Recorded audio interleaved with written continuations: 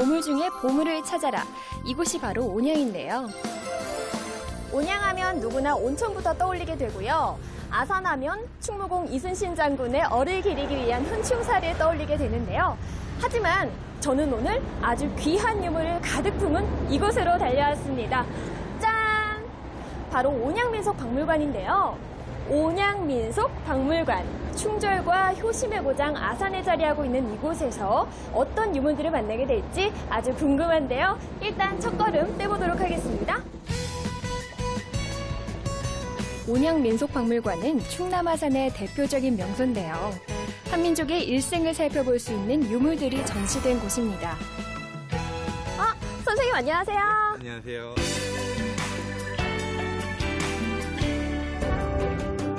전시실은 모두 3층으로 이루어져 있는데요. 오늘은 먼저 우리 민족의 생로병사와 관훈상제가 한자리에 모인 1층 전시실부터 둘러볼까요? 먼저 저쪽을 이제 먼저 보시게 되면은 그 한국인의 그러한 출생 의례와 관련된 유물들이 좀 전시되어 있습니다. 이쪽에서부터는 기자상 그리고 삼신상, 돌상 크게 세 가지 상이 있는데요. 조선시대 같은 경우에는 유교 문화다 보니까 아들을 낳아야 된다는 그런 것들이 많았기 때문에 저런 기자상을 통해서 아들을 낳게 해달라고 비기도 하였고, 이제 아이가 태어나서 이제 1년이 되면은 이제 돌상을 차렸는데요. 보시면은 뭐 실이라든지 뭐 화려라든지 붓이라든지 뭐 책 여러 가지 올려놓아서 나중에 장래에 아기가 무엇이 될 것인지 이렇게 점치기도 했었습니다. 성년이 되면 보통 우리가 갈래, 계례라는 말로 남자는 관례, 여자는 계례라고 해가지고 머리를 닦거나 그리고 저렇게 상투를 트게 되는데요. 이걸 통해서 관례를 이제 해야 이제 성인이라는 걸로 온전히 인정받을 수 있었고, 어떤 경우에는 혼례 직전에 관례를 해가지고 성인이 됐다고 이렇게 하기도 하였다고 합니다. 그렇군요. 네. 전통 유교 문화를 토대로 한 삶. 성인이 되려면 반드시 치러야 하는 게 바로 이 혼례였는데요. 여기는 이제 혼례입니다. 네. 이제 인생의 가장 중요한 이제 결혼식이 되겠는데요. 그렇죠. 네, 이쪽에서부터는 이제 남자와 여자 쪽 이제 집안끼리 주고받는 각종 문서들입니다. 그리고 이제 또 중요한 함이 들어오겠죠. 네, 함이 들어온 이후에 이제 대례상을 차려서 이제 큰 이제 결혼식을 벌이게 되는데요. 위에 보면은 여러 가지 이제 많은 닭이라든지 그다음에 뭐 대나무라든지 이런 것들이 좀 꼽혀 있는데요. 닭은 바다를 좀 상징하고 있고요. 네, 대나무는 사시사철 푸르지 않습니까? 네. 그런 것처럼 함께 백년해로하자 이런 뜻에서 올렸다고 합니다. 그렇게 좋은 뜻이 담겨 있는 네네, 거였군요. 그렇습니다. 보시게 되면은 보통 저희가 한갑이라고 하죠. 한갑을 하게 되면은 이제 한갑상을 차려서 하는데, 요즘에는 이제 한갑이라는 게 뭐 그냥 지나가는 게 하나지만 예전 같은 경우는 수명이 짧았기 때문에 이제 한갑상을 차려서 그렇게 축하를 드렸던 상이 되겠습니다. 네, 이곳은 그 상장례에 관련된 이제 모식이 되겠습니다. 네. 현재 지금 보시면은 다들 그 나무를 이제 하나씩 들고 있는, 보시면은 두 개가 종류가 다르다는 걸 보실 수 있을 거예요. 그러네요. 네, 하나는 오동나무로요. 하나는 대나무입니다. 대나무는 아버지, 그러니까 남자가 돌아갔을 때 쓰는 물건이 되고요. 오동나무는 어머니가 돌아가셨을 때 쓰던 나무가 되겠습니다. 선생님, 그러면 저희가 이 방에서 우리가 배울 수 있는 점은 어떤 게 있을까요? 가장 큰 거는 효라고 할 수 있겠습니다. 효요? 네, 그렇습니다. 출생도 어차피 유교 문화에서는 가장 중요했던 어머니와 부모님을 위한 또 어떤 효의 하나로서 상징했었고, 결혼도 지방과 지방과의 또 그런 부분, 그리고 마지막에 보는 장례조차도 3년상이라는 것 길게 해왔기 때문에 그런 거 모두가 효라는 부분에 직결되고 있다고 저는 생각하고 있습니다. 작은 모형이지만 얼핏 봐도 아주 귀한 유물이다 싶은 이것. 궁금하시죠? 선생님, 여기는 좀 특별해 보이는데요. 네네. 이건 어떤 유물인가요? 네, 요거는 이제 감실이라고 하는 겁니다. 현재 충청남도 지정문화재 그 민속자료 제29호로 지정되어 있고요. 네. 이것은 그 예전에 위패라고 해가지고 이제 위패를 이제 4대, 즉 고조 할아버지부터 자기 아버지까지 해서 왼쪽에서부터 고조, 증조, 할아버지, 아버지 이런 식으로 해서 예전에 사당의 기능을 그 따로 집안에 모셔두는 기능을 했다고 해서 사당형 감실이라고 불리기도 합니다. 네, 그러면 사당의 역할을 대신했다고 볼 수 있는 거겠네요. 네네, 그렇습니다. 네. 우리 일상과 참 친숙한 상차림이죠. 이쪽은 이제 제사 공간을 해가지고 이제 장례를 치른 후, 그리고 저희가 뭐 보통 돌아가신 날에 지내는 기일제 뭐 이렇게 표현하기도 하는데요. 기제사를 이제 재현해 놓은 공간입니다. 네, 그렇군요. 네네. 보통 현재 뭐 조유리시나 뭐 홍동백서 이런 식으로 해가지고 기초적인 부분은 전국적으로 좀 통일되어 있으나 올라가는 그런 재물은 좀 많이 다른 편입니다. 기제사상 같은 경우에는 생전에 좋아하셨던 음식이라든지 뭐 하다못해 과자라든지 이런 것도 올라가는 경우가 있었고요. 아, 정말요? 네, 그렇습니다. 네. 현재 보이는 곳은 이제 천안에 있는 동래정시에서 이제 했던 차례상 제사상입니다. 선생님, 여기 옆에 보이는 그림들은 뭔가요? 네, 평생도라고 불리는 그림들입니다. 아, 평생도요. 네. 조선시대 양반가에서는요, 남자가 과거에 합격하고 관직에 올라 선비로서의 소임을 다하는 것, 그리고 가족들과 평안한 노후를 보내는 삶을 소원했는데요. 평생도는 바로 이렇게 살아가는 사람들의 일생을 표현한 그림입니다. 이제 또 다른 공간, 한눈에 봐도 참 넓은데요. 와, 선생님, 여기는 완전 음식 천국이네요. 네, 그렇습니다. 조선시대 상차림, 궁금하시죠? 와, 또 여기 옆에 보니까 제가 네. 또 학창시절에 배웠던 뭐 삼첩반상, 오첩반상 뭐 이런 게 생각이 나네요. 네. 여기는 어떤 공간인가요? 네, 칠첩방상, 오첩방상, 삼첩방상. 보통 밥, 국, 김치, 간장류를 제외한 나머지 그러한 반찬의 개수로 해가지고 첩이라는 말을 붙이는데요. 보통 뭐 5첩, 7첩 넘어가면은 잘 사는 집에서 먹었다고. 아, 그렇군요. 네, 볼 수 있고요. 현재 여기 보시면 혹시 번상이라고 해가지고 재미난 게 하나 있거든요. 네. 번상은 뭐냐면 보통 당직 같은 걸 쓰게 되잖아요. 뭐 관하든 어디든 당직에 쓰게 되면 그쪽 집에서 밥을 이제 전달해 줘야 되는데 네. 전달 주려고 하니 이렇게 큰 공간이 필요하잖아요. 근데 머리에 있는 게 가장 편했기 때문에 여기 앞에 보시면은 약간 뚫려 있어요. 아, 네, 정말 그러네요. 저 뚫린 용도는 눈을 앞으로 이었을 때 이런 식으로 해서 볼 수 있게. 아, 그렇구나. 네네. 네. 이렇게 아, 정말 해서 재밌네요. 예, 그래서 이렇게 해가지고 이런 식으로 이고 머리 이고 당직 같은 했던 남편이나 갖다 줬던 그런 상이라고 보시면 되겠습니다. 밥상 하나에도 네네. 정말 생활의 지혜가 묻어나는 것 같아요. 그렇죠. 네. 네, 여기는 이제 술상인데요. 술상이라 하면은 지금 보시면 이게 밥이 없잖아요. 네. 국도 없고 보면은 요거는 뭔가 다른 걸 같이 먹으려고 아, 한 상이다. 네. 그렇게 볼 수 있죠. 여기는 좀 상이 크네요. 네, 이 상 같은 경우에는 여러 명이 함께 먹을 수 있는 상이에요. 네. 그러다 보니까 뭐 구절판이라든지 신선로 같은 것도 올라오고 어떻게 보면은 축제 뭐 잔치라든지 이런 걸 하고도 썼던 그런 상이라도 볼 수 있죠. 남녀 유별이 엄격했던 조선시대. 그 전통적 삶은 집 구조에서도 잘 나타나 있습니다. 네, 여기는 전통가옥의 모습을 보여주는 공간이네요. 네. 네. 안방과 사랑방으로 대표되는 전통가옥의 특징은 어떤 걸까요? 이제 보시면 아시다시피 이제 여성분이 지금 마네킹으로 들어가 있죠. 네. 들어있고 현재 지금 앞에 책이 놓여 있는데 공부를 하시나 네. 봐요. 잘 보시면 저게 한자가 아니에요. 아, 네, 저게 한글이거든요. 한글로 되어 있고 그다음에 그 앞쪽을 보시면은 자수용품들, 네. 바느질이죠. 바느질 하시는 공간들이라든지 그다음에 저런 지함 같은 것도 많이 이제 여성스럽게 많이 입고다는 걸 볼 수 있고요. 네. 어떻게 보면 이 공간 자체는 여성들의 공간이기 때문에 남성들이 출입이 그렇게 많이 되지 않았던 공간이고. 아, 그렇군요. 네. 현재 지금 저희가 이제 외부 모습은 보실 수 없지만 네. 이제 이 안방 같은 경우에는 미음자 집 형태로 해가지고 밖에서 안을 볼 수 없는 구조로 해가지고 남성들이 여성들이 볼 수 없게끔 이렇게 많이 폐쇄적인 공간으로 되어 있었습니다. 이 방 옆에 있는 거는 네네. 거실인가요? 네. 뭐 하나의 거실로도 생각할 수 있는 대청 마루라고 하는데요. 네. 보통 이제 마루가 있음으로 인해서 이제 이게 남부식 가옥 구조에 보면은 그 이제 햇빛이 많이 들어오고 하기 때문에 여름에는 이제 시원한 부분을 유지를 하고 또한 이 공간 자체가 이제 여러 가지 공간이 되는데요. 네. 뭐 제례의 공간이 될 수도 있고요. 어떠한 가정 신앙에 대한 뭐 제사라든지 이런 게 진행될 때도 있고, 그다음 또한 이제 아이들이 있는 뭐 놀이 공간도 될 수 있고, 그다음에 뭐 가족들이면 가족들 위한 공간들 네. 여러 가지 공간이 이제 될 수 있는 공간이 되겠습니다. 다음은 이제 요 보시면 아까 말씀드렸듯이 여성의 공간이 있다면 네. 남성의 공간이 있어야겠죠. 그렇죠. 네, 이것이 이제 바로 사랑방인데요. 지금 보시면 아까 제가 그랬죠. 남성분이 계신데 앞에 있는 글씨체를 보시면 한문이에요. 아, 한문이네요, 여기는. 네, 그렇습니다. 한문이고, 그럼 또한 이제 담배, 네.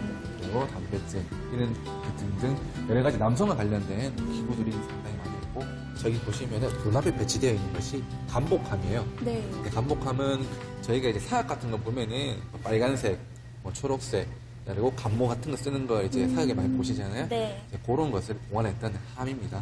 양반이었기 때문에 또 어떠한 이제 또 간직에도 진출할 수 있었고 했기 때문에 저랑 간복함도 함께 남자들 공간인 사랑방 안에 배치다 볼 수 있고 또한 외부적으로 본다면 아까 저쪽은 미음장 폐쇄형이었잖아요.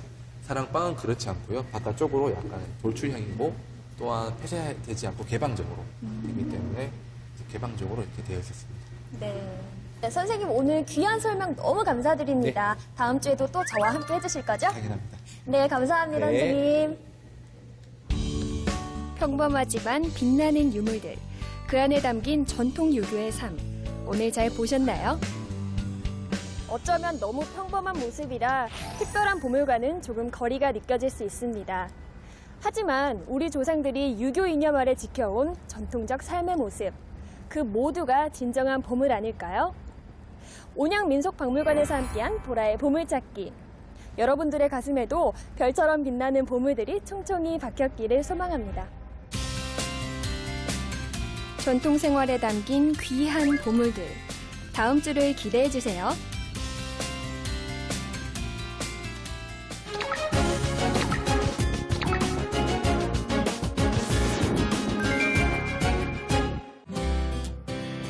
오랜 세월 호남 역사와 문화의 중심지였던 나주. 학문과 충절의 고장으로 유명했는데요. 바로 그 나주에 원형의 모습 그대로를 간직하고 있는 나주 향교가 있습니다.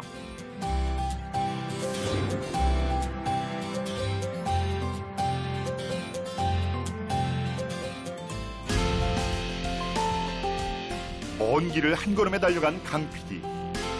저만치 향교 모습에 발걸음이 바빠집니다. 어서 오십시오. 오늘 나주향교를 찾아온 강 PD입니다. 전 나주향교 전교 박영욱입니다. 예, 제가 나주향교의 이 훌륭한 점을 많이 듣고 서울에서 여기까지 나주향교를 찾아왔는데 나주라고 하면 굉장히 유서 깊은 도시가 아닌가요? 전주, 나주해서 전라도가 되어 있고 또 그중에 지금 나주는 노령산맥의 줄거리로 해서 금성산에다가 여기다 위치를 해가지고 있습니다. 그런데 나주 향교는 역사가 한 600년 전이다. 태조 7년 문묘를 건립이 되었죠. 향교 입구에 질비한 비석들. 나주 향교가 걸어온 길을 고스란히 담고 있는 역사의 흔적인데요. 타 향교도 그렇지만은 나주 향교도 비석이가 있습니다. 비석이 있는데 그 중에는 특이한 비석이 있습니다. 나주 향교만의 특이한 역사라. 이거 궁금한데요? 이 비석은 2조 성종 때, 성종 11년도에 우리 나주 향교에서 성균관에 가지고 진사 사마시에 일시에 10명이 합격을 했어요. 지금 같은 등과대였죠. 그래가지고 그때 교수님은 오한 박성건 교수님이신데 그분이 가르친 제자가 10명이 한 번에 등과를 하니까 그런 경사가 없죠. 우리 경사를 축하한다는 그런 모습에서 금성 별곡이라는 노래를 지어서 그 축하를 경연했던 것입니다. 그러니까. 충복사 유업이라 하는 이 비석이 있는데 이 비석은 경유제란 때 향교를 지키는 노비 지금 같은 데는 교직을 하는 그분이 김애람 씨라는 그분이 노비를 하셨는데 그분이 재란이 난리가 나니까 그 위패를 전체 모셔다가 안치했다가 평정이 되니까 다시 가져왔다 그래가지고 그 찬양한다는 그런 의미에서 세운 비석입니다. 호남의 자랑 나주, 그리고 나주 향교. 나주 향교는 호남에서 전주, 남원, 광주, 나주 그래서 호남의 사장관이다 하는 그런 그 중에 지금 나주 향교 하나 하는 군데죠. 자, 이제 본격적인 탐방 들어갑니다. 문을 들어서자마자 눈길을 끄는 건 600년이 훌쩍 넘은 은행나무인데요. 선비정신의 상징으로 긴 세월 이어진 겁니다. 웅장한 규모의 대성전. 나주의 풍요로움을 대변하듯 규모가 웅장한데요. 건축물 배치도 좀 다릅니다. 정교님, 나주향교는 전멸 효학의 방식으로 돼 있네요. 예, 요즘 특이합니다. 딴 향교에 비교해서. 나주향교는 전묘 후학으로 되어 가지고 앞에가 대성전이 있고 뒤에가 명륜당이 있죠. 그게 좀 특이합니다. 그래서 지금 성균관이 그렇게 되어 있는데 임진왜란 때 성균관이 소실되어 가지고 복원할 적에 나주향교 도면을 따다가 복원했다는 그런 구전이 되어 있습니다. 아, 그럼 성균관이 나주향교를 본따서 만든 거예요? 그렇죠. 그랬다. 그래 지금 성균관에 가보시면은 이 모형이 나주향교하고 모형이 같습니다. 여기가 바로 나주향교 대성전이군요. 이 나주향교 대성전의 특징이 있다면 어떤 게 있을까요? 나주향교 대성전은 문화부 장관의 국보 제394호로 지정되어 있습니다. 보물이고 나주향교 대성전은 건평이 87평이며 지금 구전에 의하면은 벽토를 중국 고부에서 반입에다가 발랐다는 그런 설이 있습니다. 그리고 지금 여기 이거 태석이라고 그러는데 이 태석이 고려 때 미술품으로 그런 말이 있습니다. 공자와 성현들을 모신 신성한 공간, 그 학문의 뜻을 받들어 예를 갖춥니다.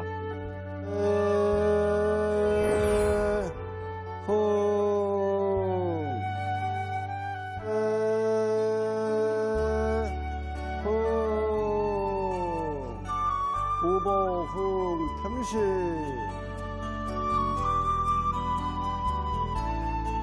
대성전을 지나 명륜당 뜰로 나서니 이번엔 500년 수령의 비자나무가 강필을 반깁니다. 6.25 강학공간 명륜당까지 길잡이라도 하는 걸까요? 와, 명륜당이 아주 크군요. 예, 명륜당이 크죠. 명륜당만도 44평. 동제 서재가 이렇게 되어 있는데 동제 서재가 양쪽이 11칸씩 22칸입니다. 이것이 2004년에서 2006년 사이에 걸쳐가지고 정부 보조를 받아서 이걸 복원을 했는데 옛날 복원을 하면서 발굴하니까 그 자체가 다 나와요. 그래서 2004년부터 2006년까지 이걸 복원을 했습니다. 이 동제 서재가 이렇게 큰 데는 아마 성균관 다음에는 내릴 겁니다.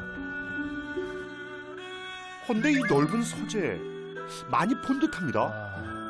여기가 바로 서재군요.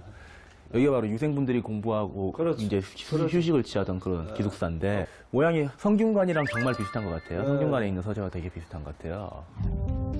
이곳 나주향교는요, 성균관 유생 열풍을 가져온 드라마 성균관 스캔들의 촬영지로 유명합니다. 그 바람에 향교를 찾는 관람객도 많은데요.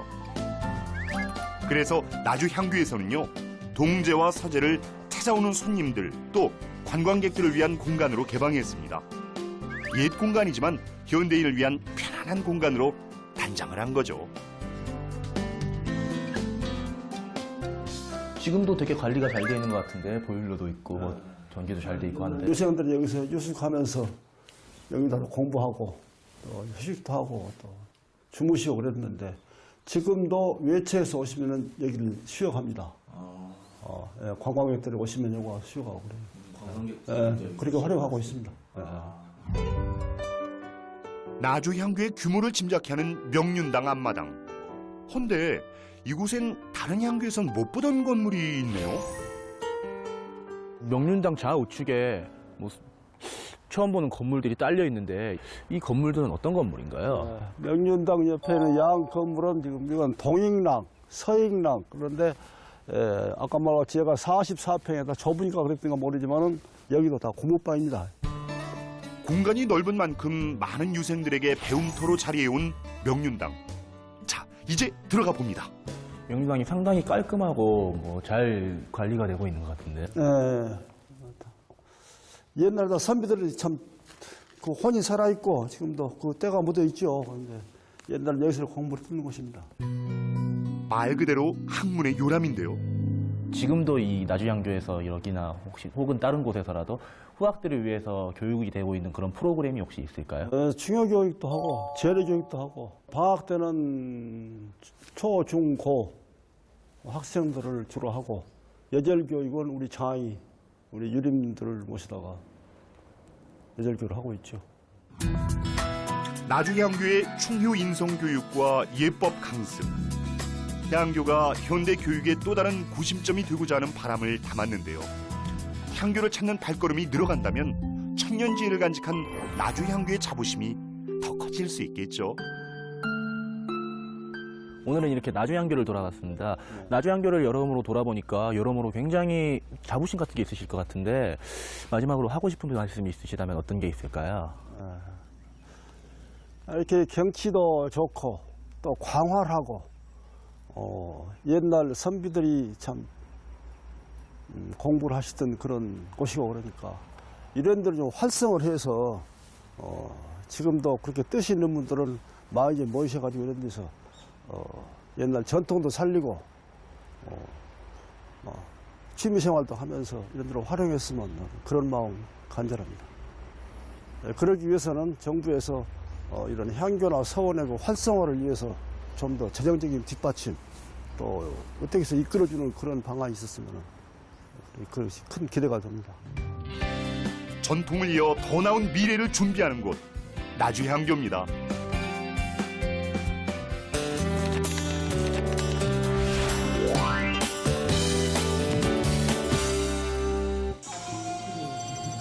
지난 9월 29일 수원 화성행군 봉수당에서 해경궁 홍씨 진찬연 재현 행사가 열렸습니다.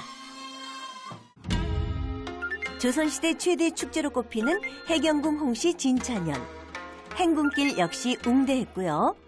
5,000명 넘는 사람이 참여했다는 기록이 전해질 만큼 성대했습니다. 정조대왕의 지극한 효심을 엿볼 수 있는 자리인데요. 정조대왕이 중앙문을 통해 봉수당으로 입장하면서 시작된 진찬례. 잔치를 도울 사람들, 또 잔치를 즐길 사람들이 줄지어 입장하는 과정을 초음이라고 합니다.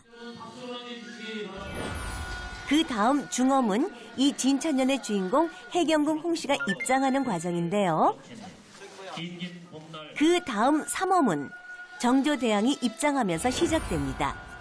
어머니를 위해 성대한 회가변을 연 정조는 절부터 올리는데요. 살아계셨다면 역시 회갑을 맞으셨을 아버지 사도세자에 대한 안타까운 마음이 어머니를 향한 효심에 더해집니다. 성대한 연인은 부평성대나 있는 법. 오늘 정조대왕이 직접 내린 치사에 이어 어머니 해경궁 홍씨에게 휘건을 바치는 국왕 치위가 진찬연의 시작을 알립니다. 가을비에도 아랑곳 앉는 관광객들. 218년 전 있었던 전통 재현 행사의 매력에 푹 빠졌는데요. 휘건을 바친 정조는 다시 어머니를 위해 준비한 꽃을 올립니다. 사도세자가 뒤주에 갇혀 명을 달리했을 때만 해도 정조와 해경궁 홍씨는 이런 날을 꿈꾸지 못했을 겁니다. 그만큼 218년 전 봉수당의 감회 또한 각별했겠지요.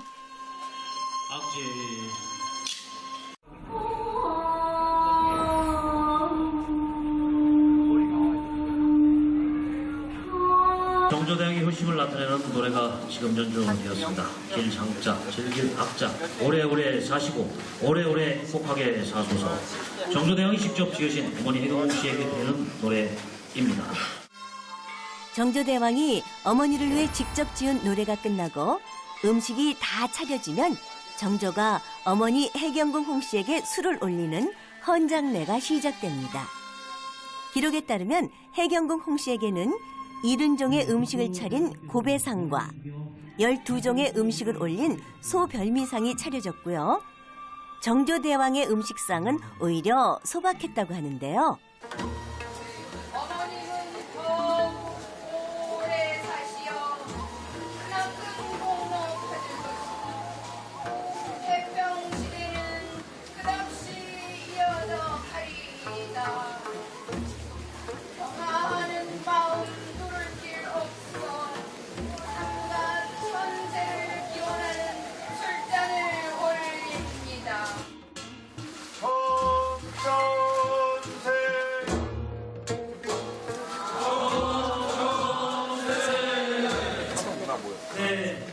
해경궁 홍씨의 만수무병을 기원하는 마음을 담은 천세삼창이 끝나면 참가한 사람들에게 음식과 꽃을 내리는 두 번째 진천례가 다시 시작되는데요. 원래는 그 뒤를 이어 신하들이 해경궁 홍씨에게 2배에서 7배까지 술을 올리는 두 번째 헌장례가 있지만 이번 제헌 행사에서는 생략됐고요. 진천년을 축하하는 춤사위가 이어졌는데요. 정조의 효심을 만날 수 있는 해경궁 홍씨 진천년은 이렇게 끝이 났습니다.